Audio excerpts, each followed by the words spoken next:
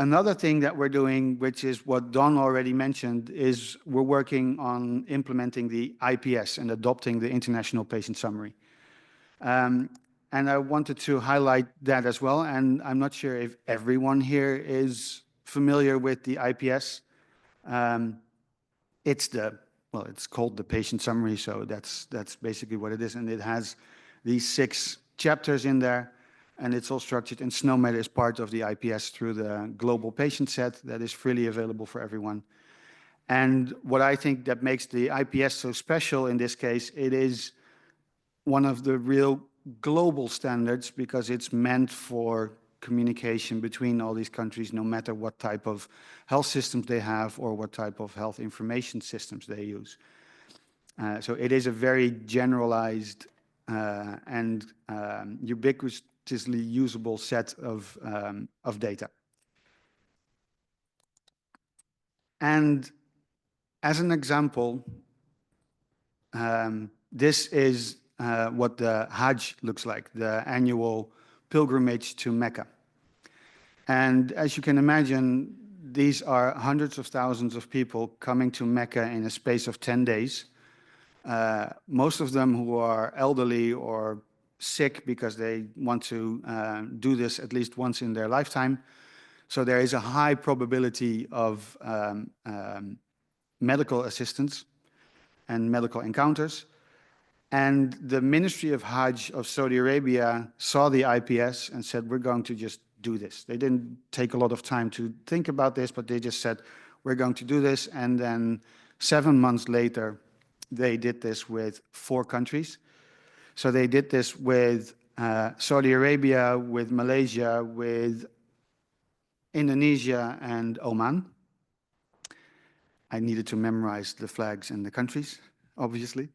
And like I said, they did this in 7 months. They rolled this out, which means in this case that for pilgrims that wanted to visit the Hajj from those countries or do their Hajj from those countries, were required to have an IPS-generated document with them that they can then use in Saudi Arabia at these hospitals.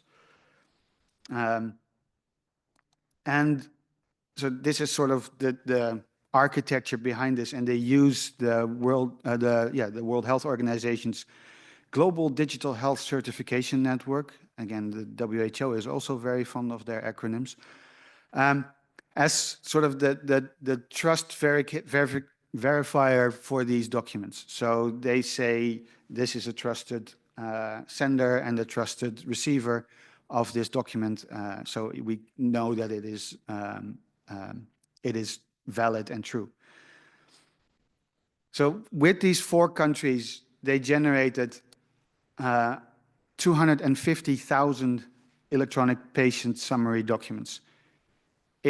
Again, in 7 months' time since they started, they implemented this in 4 countries and were able to generate 250,000 of these documents, which were used in over 1,000 healthcare encounters, or the patients that were carrying these documents were in over 1,000 encounters, and over 600 IPS documents were actually used. And this is where you see that you can have all the technology in place, you can really do a rapid implementation, but then it's sort of, the nurses need to know that they actually have to scan that code and then they have to use it, or that the doctors don't really trust it yet. Again, this is a first pilot. They did it already in this pilot phase. This was a huge scale, I think. And the next phase of this pilot is that they were going to add another set of 4 or 5 countries. And basically, they're looking for any country that has IPS that can join this group as well. And even if you have a small set of people who will probably go on this Hajj pilgrimage, then they still are very keen to have you join.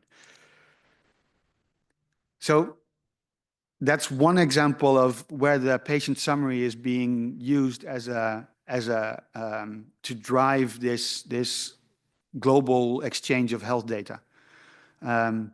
there are many other national and local initiatives and international initiatives that use the IPS as their base or as their source. You have the Raxel project in Latin America that are using it for cross-border communication in those countries. Brazil is using the IPS, which I think is really interesting. They're using the IPS, which we think of as a sort of a technical document, but they say we use this to democratize health data. For them, again, here it's the connection of societal values and why these standards are important.